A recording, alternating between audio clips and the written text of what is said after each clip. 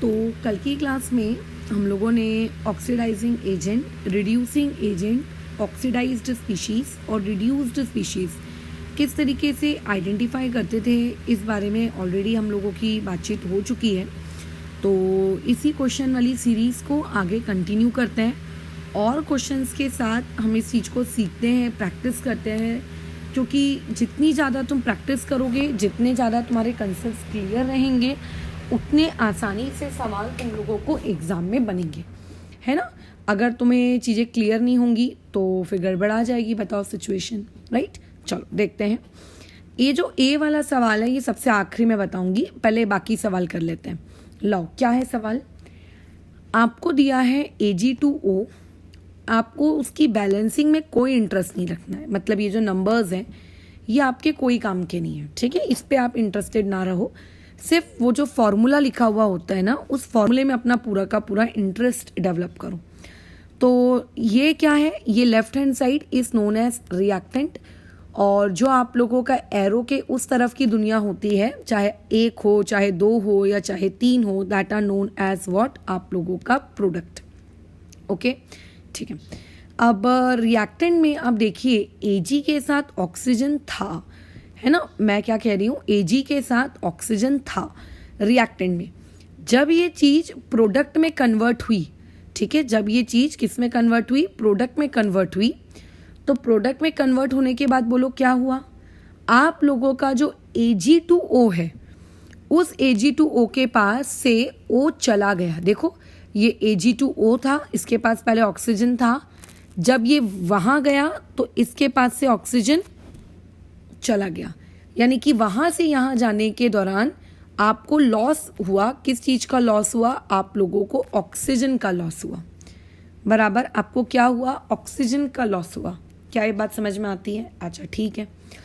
उसके अलावा एक बहुत इंपॉर्टेंट चीज़ देखो मैं बताने जा रही हूँ, उस पर ध्यान देना। Ag2O जब था, ठीक है, तब वहाँ पे जो ऑक्सीजन था वो एक था, मतलब सिर्फ एक की क्वांटिटी थी उसकी। और जब उस Ag2O को मैं सॉल्व करके वहाँ लेकर जाती हूँ, तो वहाँ लेकर जाने में उसकी क्वांटिटी बोलो कितनी हो गई, उसकी क्वांटिटी वहाँ जाने पे कितनी हो गई, वहाँ जाने पे उसकी क्वांटिटी हो गई 2। पहली बात तो रिएक्टेंट में मेरे पास 2 लोग नहीं है, रिएक्टेंट में मेरे पास सिर्फ एक ही है, एक Ag2O है। यही Ag2O मुझे Ag भी बनाकर दे रहा है और यही Ag2O मुझे O2 भी बनाकर दे रहा है। अब थोड़ी सी ना 11th क्लास की मैथ्स सुनो। कैसी मैथ्स है, हम सब जानते हैं, 11 भी नहीं, चलो 9th क्लास के लेवल पे बातचीत करते हैं।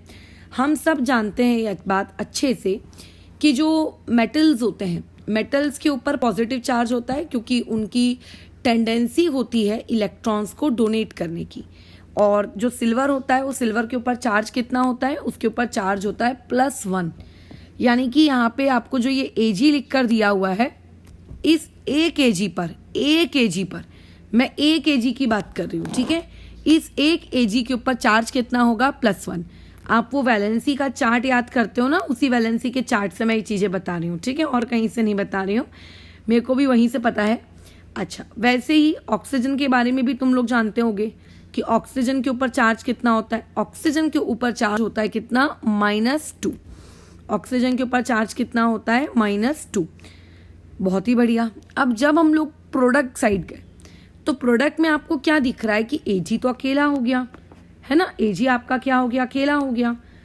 कभी भी कहीं भी अगर तुम्हारा मेटल या तुम्हारा नॉन मेटल अकेला हो जाए, अकेला मतलब अपने नेचुरल फॉर्म में आ जाए, कौन से फॉर्म में आ जाए, नेचुरल फॉर्म में आ जाए, किसी के साथ कंबाइन ना हो, तो ऐसे में उसकी जो वैलेंसी होती है ना, वो हो जाती है 0।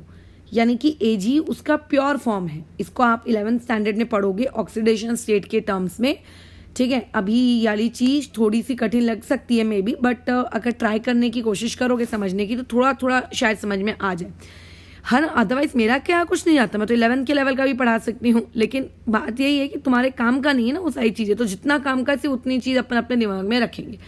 बोलो क्या हो जाएगा। आप लोगों ने यहाँ पे देखा कि जो राइट साइड है, उस राइट साइड में जो आप लोगों के पास Ag है, ये जो Ag है वो अकेला है, ठीक है। वो Ag बोलो कैसा है, अकेला है। अब आपने देखा कि अरे ये जी तो अकेला है भाई, तो ये जो अब एजी अकेला है तो इस अकेले एजी का ऑक्सीडेशन स्टेट या फिर वैलेंसी मैं कहूँ कितनी होगी, तो इसकी वैलेंसी होती है 0। कितनी होती है इसकी वैलेंसी? 0। ऑक्सीडेशन स्टेट कहते हैं इसको, इसकी होती है 0। इसका मतलब जब हम रिएक्टेंट के तरफ थे तब एजी कंबाइंड फॉर्म में था, उस वक्त उसकी वैलेंसी +1 थी एक एजी की। जब मैं उसको प्रोडक्ट साइड ले गई तो प्रोडक्ट साइड ले जाने की वजह से बोलो क्या हुआ, वो अकेला हो गया और उसकी वैलेंसी बताइए कितनी हो गई? उसकी वैलेंसी हो गई कितनी? 0। उसकी वैलेंसी कितनी हो गई? 0। ठीक है, उसकी वैलेंसी कितनी हो गई है? 0 हो गई है। अच्छा, कोई दिक्कत नहीं। जब ऑक्सीजन एजी के साथ था तब उसकी वैलेंसी कितनी थी? -2, है ना। जब हम लोग उसको कहाँ लेके चले गए, आप लोगों का उठा के लेके चले गए उस तरफ प्रोडक्ट साइड, तो वो O2 अकेला हो गया। अब तुम में से कई लोगों को लगेगा कि मैम O2 अकेला थोड़ी ना है, देखिए 2 O आपस में कंबाइन है। तो मैंने जब तुम्हें केमिकल रिएक्शंस लिखना सिखाया था तब मैंने हमेशा बताया है कि नॉन मेटल्स का अकेले होने का मतलब होता है साथ में आपस में कंबाइन होना, किसी दूसरे के साथ नहीं। आपस में अगर कंबाइन है then you will consider them as अकेला। तो ये नेचुरल फॉर्म है ना ऑक्सीजन के पाए जाने का, तो इसकी भी ऑक्सीडेशन स्टेट है कितनी? 0। अब चेक करिए, जब आप Ag से क्या चेंज हुआ, Ag की पावर पहले कितनी थी? +1 थी। Ag की पावर अब कितनी हो गई है आप लोगों की? 0 हो गई है, बराबर। यानी कि पावर में क्या हुआ? डिक्रीज हो गया। पहले तुम्हें +1 मार्क्स आते थे, अब तुम्हें 0 मार्क्स आ रहे टेस्ट पेपर में। बताओ मार्क्स बढ़े कि घटे? घट गए। So therefore this particular process is known as reduction. लेकिन नीचे देखो, ऑक्सीजन के रिस्पेक्ट में देखो, पहले तुमको कितने मार्क्स आते थे? पहले तुमको -2 मार्क्स आते थे और अब तुम्हें कितने मार्क्स आ रहे हैं? 0। बताओ -2 ज्यादा बेटर है कि 0 ज्यादा बेटर है? ऑब्वियस है 0, मतलब इंप्रूवमेंट हो गई ना तुम्हारे अंदर। पहले -2 आते थे, अब 0 आ रहे हैं, तो भैया इंप्रूव तो हो गया लड़का या लड़की। तो ऐसे में this is known as oxidation. तो इससे ये शिक्षा मिलती है हमको कि Ag2O आपकी वो स्पीशीज है जो खुद ही ऑक्सीडेशन भी करवा रही है और खुद ही, ठीक है, रिडक्शन भी करवा रही है। मतलब ये वो स्पीशीज है, यानी कि अकेली स्पीशीज जिसका ऑक्सीडेशन भी हो रहा है, ठीक है, और जिसका बोलो क्या हो रहा है, आप लोगों का ऑक्सीडेशन भी हो रहा है। कोई दूसरा इन्वॉल्व है क्या? नहीं, है ना। कोई दूसरा इन्वॉल्व है क्या? नहीं। बल्कि होता क्या है कि रिएक्टेंट में 2 लोग होते हैं, लेकिन यहाँ पर एक ही स्पीशीज है Ag2O, उसमें जो Ag है उसका ऑक्सीडेशन हो रहा है, सॉरी उसका रिडक्शन हो रहा है, और आप लोगों का जो O है वो क्या हो रहा है, आप लोगों का उसके अंदर का O वो रिडक्शन करवा रहा है, वो ऑक्सीडेशन करवा रहा है। यानी कि एक ही स्पीशीज रिडक्शन भी करवा रही है, एक ही स्पीशीज आप लोगों की क्या करवा रही है, आप लोगों को ऑक्सीडेशन भी करवा रही है। तो इन द केस अगर कोई तुमसे पूछेगा कि यहाँ पे ऑक्सीडाइज्ड कौन हुआ, तो तुम ये कहोगे कि ऑक्सीडाइज मतलब हम लोगों का O, Ag2O का, और रिड्यूस मतलब Ag। और इस प्रकार के सब्सटेंसेस को हम कहते हैं ऑटो रिडॉक्स रिएक्शंस। ठीक है, ये आप 11th में पढ़ोगे, अभी बस सुन लो। इसे हम लोग क्या कहते हैं? Auto redox reactions. मतलब एक ऐसी रिडॉक्स रिएक्शंस जिसमें ऑक्सीडेशन भी हो रहा है, जिसमें रिडक्शन भी हो रहा है, परंतु ठीक है वो जो ऑक्सीडेशन है या फिर वो जो रिडक्शन है वो एक ही स्पीशीज का हो रहा है, कोई दूसरी स्पीशीज वहां पर नहीं है। इसको हम लोग क्या कहते हैं? Auto redox reactions. ठीक है, तो एक ही है वहां पे, Ag2 ही है, सब कुछ Ag2O के साथ ही हो रहा है। Done, okay. आगे कंटिन्यू करें फिर, चलो आगे बढ़ते हैं हम लोग। क्या कहानी है हम लोगों के पास? Next, Mg plus O2 gives you MgO। This is very simple. अब देखो, अगर मैं तुम्हें कल की क्लास के कंसेप्ट के अकॉर्डिंग पढ़ाऊं, ठीक है, तो ये जो Mg है, इस Mg अभी अकेला है, वहां जा गया प्रोडक्ट की तरफ, तो देखो उसने किसको पकड़ लिया? MgO को पकड़ लिया, है ना। मतलब बेसिकली उसने ऑक्सीजन को सपड़ लिया कि आजा ऑक्सीजन मेरे साथ रहना शुरू कर दे, बराबर, उसने ये हरकत की। तो इसका मतलब यहां से यहां जाते वक्त उसने ऑक्सीजन का बोलो क्या किया? गेन किया। ये मानते हो? यहां से वहां जाते वक्त उसने बोलो क्या किया? ऑक्सीजन का गेन कर लिया, उसने ऑक्सीजन एक्सेप्ट कर लिया। तो ऐसे केस में Mg को हम क्या कहेंगे, उसका ऑक्सीडेशन हुआ कि उसका रिडक्शन हुआ? तो हम कहेंगे भैया Mg तुमने ऑक्सीजन को एक्सेप्ट किया है तो तुम्हारा क्या हुआ है, ऑक्सीडेशन। तो ऐसा कौन सा सब्सटेंस है जिसका ऑक्सीडेशन हुआ है? तो तुम क्या जवाब दोगे, Mg वो एक सब्सटेंस है जिसका क्या हुआ है, ऑक्सीडेशन हुआ है। फिर तुम ये देखते हो कि मैडम देखिए यहाँ पे O2 था, O2, लेकिन ये O2 जब वहां पे गया तो देखिए वहां पे अकेला O हो गया। सामने की बैलेंसिंग मत देखना, हाँ, सामने की बैलेंसिंग मत देखना। तो इनडायरेक्टली मैं ये कह सकता हूं कि मैडम एक ऑक्सीजन का लॉस हो गया है ना, तो इसको आप क्या कह सकते हो, रिडक्शन कह सकते हो। तो हमको ये पता चल गया कि किसका ऑक्सीडेशन हुआ है और किसका क्या हुआ है, रिडक्शन हुआ है। तो अगर कोई तुमसे पूछेगा कि ऑक्सीडाइज्ड स्पीशीज कौन सी है, ऑक्सीडाइज्ड सब्सटेंस कौन सा है, तो तुम क्या जवाब दोगे, Mg। और जो ऑक्सीडाइज्ड सब्सटेंस होता है ना, उसी को बेसिकली हम लोग क्या कहते हैं, आप लोगों का रिड्यूसिंग एजेंट। तो यहाँ पे रिड्यूसिंग एजेंट भी कौन है, Mg। कोई पूछेगा कि यहाँ पे रिड्यूस्ड सब्सटेंस कौन है, तो रिड्यूस्ड सब्सटेंस आप लोगों का कौन है, ऑक्सीजन। और यही पर्टिकुलर स्पीशीज आपकी क्या कहलाएगी, ऑक्सीडाइजिंग एजेंट भी कहलाएगी। यही स्पीशीज आपकी क्या कहलाएगी, रिड्यूसिंग एजेंट ऊपर वाली, और नीचे वाली ऑक्सीडाइजिंग एजेंट। खत्म, ठीक है। ये मैंने तुम्हें कल की क्लास में जैसा सिखाया था उसके बेसिस पर सिखाया।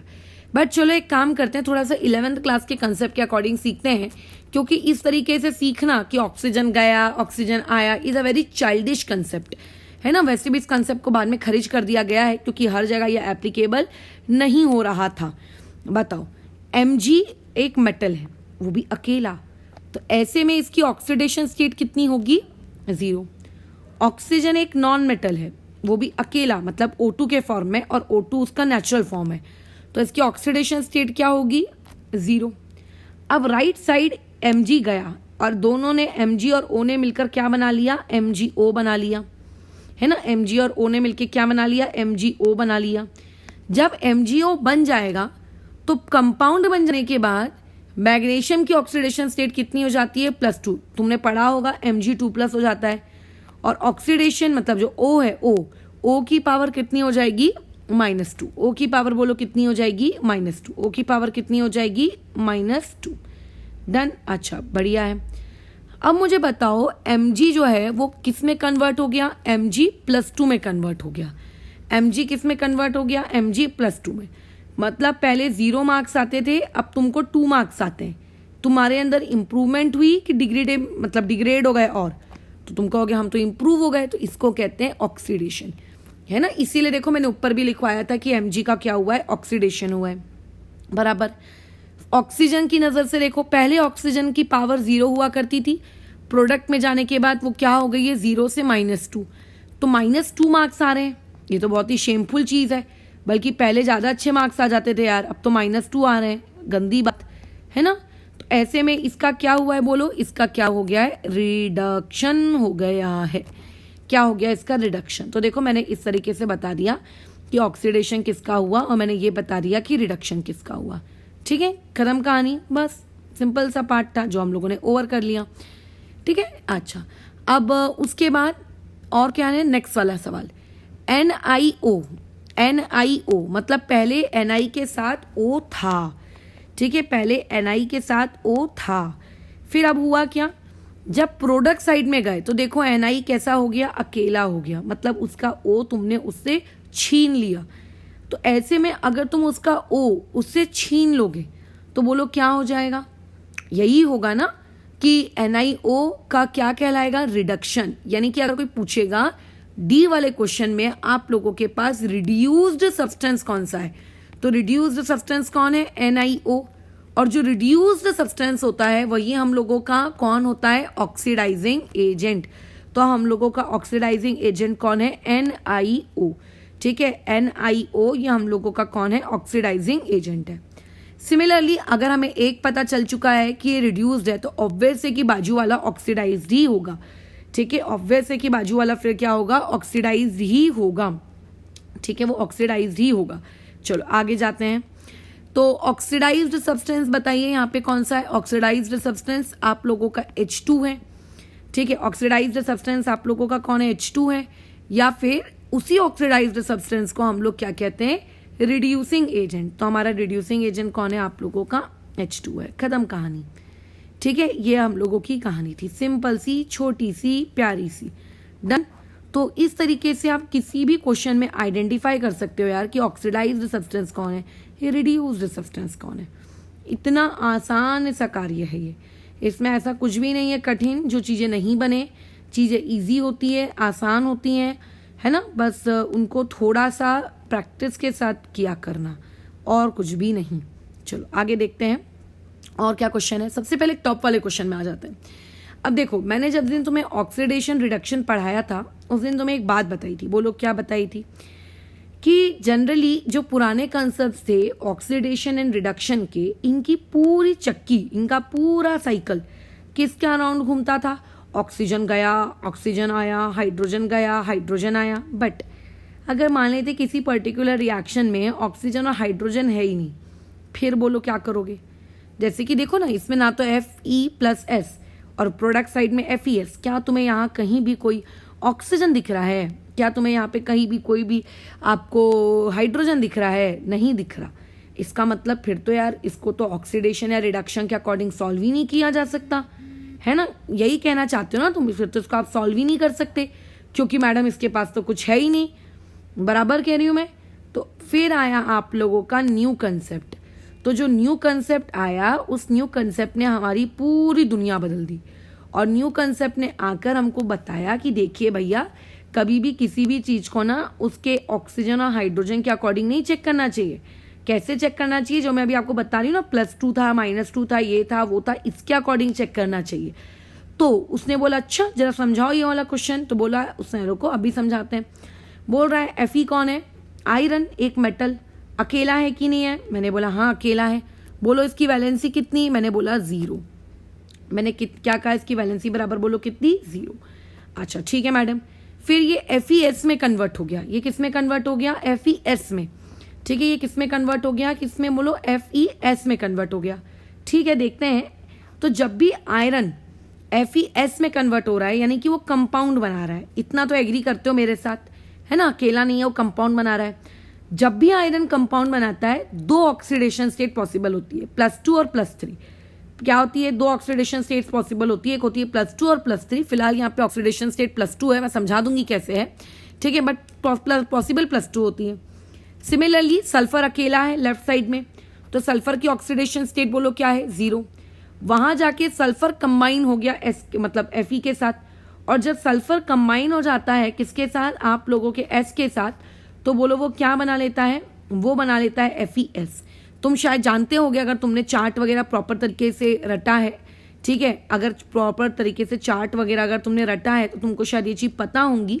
बोलो क्या? कि FeS यानी कि S की पावर बोलो कितनी? -2। इसको हम सल्फाइड आयन कहते हैं। यानी कि ज़रूर ये S कितना रहा होगा? -2 रहा होगा। इसीलिए देखो मैंने Fe की वैलेंसी भी कितनी ली है? +2, ताकि +2 -2 ओवरऑल बोलो कितना हो जाए? 0 हो जाए, क्योंकि कंपाउंड ओवरऑल कितना होना चाहिए? 0 होना चाहिए। तो अब मुझे बताओ, Fe जब यहाँ से यहाँ गया तो क्या हुआ? मैडम यहाँ से यहाँ गया तो 0 से +2 हो गया। तो 0 से +2 अगर वो हो गया तो इसको ऑक्सीडेशन कहेंगे कि इसको रिडक्शन कहेंगे? इंक्रीज हुआ ना, तो therefore this is known as oxidation. यहाँ से यहाँ जब हम चले गए, S पहले S कितना था? 0 था। अब S कितना हो गया है? अब आपका S -2 हो गया है। पहले 0 मार्क्स आते थे, अब -2 मार्क्स आते हैं। मतलब रिडक्शन बोलो किसका हुआ है? S का हुआ है। रिडक्शन किसका हुआ है? S का हुआ है। ठीक है, तो अब बताओ यहाँ पे ऑक्सीडाइज्ड सब्सटेंस कौन है? आपका Fe। यहाँ पे जो ऑक्सीडाइज्ड सब्सटेंस होता है वही कौन होता है? Reducing agent. तो Fe ही कौन है? Reducing agent. सिमिलरली जो रिड्यूस्ड सब्सटेंस कौन है? यहाँ पे सल्फर। तो जो रिड्यूस्ड सब्सटेंस होता है वही आपका कौन होता है? Oxidising agent. तो ये हो गई कहानी, डन। पूरा हम लोगों का पार्ट हो गया खत्म। इस तरीके से आइडेंटिफाई किया जाता है अगर आप लोगों के पास ऑक्सीजन वगैरह नहीं दिए हों तो, जो कि आसान काम होता है। बस आपको वो वैलेंसीज के थोड़े बहुत चार्ट याद होने चाहिए। वो याद है तो यार दुनिया में ऑलमोस्ट हर चीज़ फिर बहुत ही आसान है। ठीक है, अगर वो याद नहीं है तो फिर देखो दुनिया में हर चीज़ बहुत ही कठिन है। आगे कंटिन्यू करते हैं और 1-2 इलस्ट्रेशंस लेते हैं, फिर मैंने कुछ क्वेश्चन तुम्हारे लिए होमवर्क निकाल के रखे हैं। चलो आ जाओ इसमें। देखो पहले ना ये आखिरी वाला क्वेश्चन लेते हैं, ये वाला। कभी भी किसी भी रिएक्शन में होता क्या है, रिएक्टेंट 2 होंगे, प्रोडक्ट भी 2 होंगे, है ना, या चलो रिएक्टेंट 2 होगा, प्रोडक्ट 1 होगा, कुछ भी। अभी आप क्या करो, इसको देखो, MnO2 को देखो। MnO2 जब रिएक्टेंट की तरफ था तब उसके पास बताओ क्या था, Mn था और O2 था, मतलब O ऑक्सीजन था। फिर वो बेचारा MnO2 जब वहाँ चला गया, जब यहाँ चला गया, देखो यहाँ, तो यहाँ जाने के बाद बताओ क्या हुआ, उसके पास से जो ऑक्सीजन था वो ऑक्सीजन क्या हो गया, बोलो, उसका गायब हो गया, है ना। उसके पास अब कोई ऑक्सीजन ही नहीं बचा, उसका ऑक्सीजन गायब हो गया। तो इसको हमने कहा कि ये कौन हो रहा है, हमारा रिडक्शन। तो हमें इतना तो पता चल गया कि हमारे पास रिड्यूस्ड सब्सटेंस सेकंड केस में कौन है, MnO2 है। और जो रिड्यूस्ड सब्सटेंस होता है वही हम लोगों का क्या कहलाता है, ऑक्सीडाइजिंग एजेंट, ये भी पता चल गया। अब रही बात HCl की, तो ध्यान से देखिएगा। अब स्टूडेंट को होती है कंफ्यूजन कि मैडम HCl को मैं इसके अकॉर्डिंग चेक करूं कि इसके अकॉर्डिंग चेक करूं। तो देखो, हाइड्रोजन और ऑक्सीजन वाले जो कंसेप्ट है ना वो पुराने हैं, तो कृपया करके उसके अकॉर्डिंग ना चेक करें, वहां पे जो क्लोरीन है आप उसके अकॉर्डिंग चेक करिए। तो देखो ये HCl है, HCl में जो Cl है वो अभी H के साथ कंबाइंड है, और जब जब आपका Cl किसके साथ कंबाइन होता है, H के साथ कंबाइन होता है, उसकी पावर कितनी होती है बताइए, -1। उसकी पावर कितनी होती है, बोलो कितनी, -1। क्लोराइड आयन कहते हैं उसको। फिर उसके बाद ये HCl का जो Cl है, यहाँ देखो अकेला है, मतलब इसकी पावर कितनी हो गई, 0। तो -1 से 0 हो गया, मतलब इंक्रीज हो गए ना मार्क्स, तो बढ़ गए। तो इसीलिए इसको हम लोग क्या कहेंगे कि ऑक्सीडेशन हुआ है। वैसे खैर ये चीज़ तो बहुत ही आसान थी कि अगर इसका रिडक्शन हो रहा है MnO2 का, तो ऑब्वियस है कि जो बाजू वाला जो HCl है उसका तो रिडक्शन ही हो रहा होगा, या अगर MnO2 का ऑक्सीडेशन हो रहा है तो बाजू वाला रिडक्शन, या MnO2 का रिडक्शन हो रहा है तो बाजू वाला ऑक्सीडेशन। ये तो कॉमन सेंस है, बट स्टिल वी डिस्कस्ड। तो ऐसे केस में ऑक्सीडाइज्ड स्पीशीज या ऑक्सीडाइज्ड सब्सटेंस कौन है, HCl। और जो ऑक्सीडाइज्ड सब्सटेंस होता है ना, वही हम लोगों का क्या होता है, रिड्यूसिंग एजेंट। तो हम लोगों को ये भी पता चल गया कि हमारा रिड्यूसिंग एजेंट कौन है। ठीक है, चलो ऊपर वाले में आ जाओ। बताओ H2S, देखो इसके पास भी एक S है, SO2 इसके पास भी भाई एक S है। बताओ ये क्या मतलब हद बेकार चीज है, इसके पास भी S, इसके पास भी S, दोनों के पास मिलकर S है। अब हम क्या करें, ये होता है अटकाने वाला सवाल। अभी तक के जितने भी सवाल आए, ठीक है, इसको मैं कहूंगी बेस्ट सवाल, क्योंकि कंफ्यूजन का गोला फेंक रहा है तुम्हारे ऊपर मस्त, ठीक है, एकदम बढ़िया तरीके से। अब क्या करें इसमें, इसके लिए एक स्टूडेंट को थोड़ा सा ऑक्सीडेशन करने वाले कंसेप्ट्स का ज्ञान होना चाहिए, जो कि अभी आपको नहीं है, बट चलो ठीक है, ट्राई करते हैं, मैं समझाने की कोशिश करती हूँ, मे बी तुम्हें समझ में आ जाए, है ना बातचीत मेरी। H2S, इसमें मुझे S की वैलेंसी या S की ऑक्सीडेशन स्टेट निकालनी है, ठीक है। तो तुम सब बोलोगे मैडम अभी तो आपने ऊपर बताया कि S की -2 होती है, लिख दो ना यहाँ पे -2। चलो मैं लिख देती हूँ -2, लो तुम्हारी खुशी के लिए मैंने S की पावर लिख दी -2। यहाँ पे अकेला S है तो मैडम इसकी तो होती होगी 0, आप एग्री करते हो, मैं करती हूँ। तो -2 से आप 0 गए तो ऑब्वियस है कि दिस इज ऑक्सीडेशन, और ये H2S आप लोगों का क्या हो गया, ये H2S आप लोगों का ऑक्सीडाइज्ड सब्सटेंस हो गया, या फिर मैं इसको कहूंगी ये मेरा क्या है, रिड्यूसिंग एजेंट है। क्या है ये मेरा, रिड्यूसिंग एजेंट है। अब जो बाजू में SO2 लिखा है, क्या मैम हम वहां पे भी S की ऑक्सीडेशन स्टेट -2 लिख दें? नहीं लिख सकते। क्यों नहीं लिख सकते? जब आप 11th क्लास में आओगे ना तब आपको पता चलेगा ऑक्सीडेशन स्टेट का मतलब सिंपली जो हम पढ़ते ना वैलेंसीज के चार्ट, वो नहीं होता है। फिर ऐसे में हम क्या करें, हम तो अटक गई हमारी गाड़ी, वी आर स्टक। तो मैं अभी फिलहाल के लिए तुम्हें बता देती हूँ कि यहाँ पे सल्फर की ऑक्सीडेशन स्टेट है +4। कैसे आई +4 विल समझा दूंगी, बट फिलहाल के लिए सुन लो जरा, इसकी ऑक्सीडेशन स्टेट है +4। ये +4 से आप 0 में कन्वर्ट हो गए, तो इसका मतलब आपका क्या हो गया है, यहां से यहां रिडक्शन हो गया है। तो आप लोगों के पास रिड्यूस्ड स्पीशीज या रिड्यूस्ड सब्सटेंस कौन है, आपका SO2 है, राइट। अच्छा, और जो रिड्यूस्ड सब्सटेंस होता है वही हमारा कौन होता है, आप लोगों का ऑक्सीडाइजिंग एजेंट। तो ये हमने तो मैडम आपको बता दिया, लेकिन तुमने एक चीज़ ऑब्जर्व की, रिएक्टेंट में 2 लोग थे, बट एक रिएक्टेंट प्रोडक्ट में हमने कंपेयर किया, दूसरे रिएक्टेंट को भी हमने किससे कंपेयर किया, प्रोडक्ट में हमने कंपेयर किया, बराबर। हमने इसको किस में कन्वर्ट किया, आप लोगों के प्रोडक्ट में कंपेयर किया। मतलब दोनों रिएक्टेंट को बेसिकली हम एक ही प्रोडक्ट से कंपेयर कर रहे हैं, है ना। दोनों रिएक्टेंट को हम लोग क्या कर रहे हैं, एक ही प्रोडक्ट से कंपेयर कर रहे हैं, और उसी एक ही प्रोडक्ट के रिस्पेक्ट में कुछ लोग ऑक्सीडाइज हो रहे हैं, कुछ लोग रिड्यूस्ड हो रहे हैं, बस खत्म। अच्छा, अब बात आती है SO2 में आपने S को +4 कैसे लिया। देखो, कुछ रूल्स होते हैं ऑक्सीडेशन स्टेट को निकालने के, जो कि आप 11th क्लास में सीखेंगे। उसमें जो सबसे इंपॉर्टेंट रूल होता है कि ऑक्सीजन की जो ऑक्सीडेशन नंबर होता है वो आपको हमेशा -2 लेना है, ठीक है। कुछ केसेस में छोड़कर, वो केसेस में फिलहाल आपका भी कोई कंसेप्ट वास्ता नहीं है ना। आपको क्या लेना है, हमेशा -2 लेना है। जब आप हमेशा -2 लेंगे तो आपको सल्फर का अब उसके रिस्पेक्ट में कैलकुलेट करना है कि भैया कितना आता है सल्फर तेरा उसके ऑक्सीजन के रिस्पेक्ट में। तो देखो, सल्फर को हमने मान लिया X, जैसे नॉर्मल मैथ्स करते हो ना, उसी नॉर्मल मैथ्स के थ्रू करो। एक ऑक्सीजन की ऑक्सीडेशन स्टेट होती थी -2, तो यहाँ पे तो टोटल कितने ऑक्सीजन दिख रहे हैं आपको, 2, तो इनकी कितनी होगी -4, इक्वल टू आपको 0 लिखना है, क्योंकि कंपाउंड आपका न्यूट्रल है ना, SO2 के ऊपर कोई चार्ज वार्ज तो है नहीं। तो X इक्वल टू बोलो कितना आ गया, सॉरी X इक्वल टू कितना आ गया, 4, यानी कि सल्फर की ऑक्सीडेशन स्टेट कितनी है, 4। ये इस तरीके का, ठीक है, बस। तो इसीलिए मैंने वहाँ पे सल्फर का कितना लिखा, +4 लिखा। तो आई थिंक इतने क्वेश्चंस तुम लोगों के कल की क्लास में और आज की क्लास में काफ़ी हैं तुम्हें इस कंसेप्ट को सिखाने के लिए कि किस तरीके से आप आइडेंटिफाई करते हो ऑक्सीडाइजिंग एजेंट को एंड रिड्यूसिंग एजेंट को।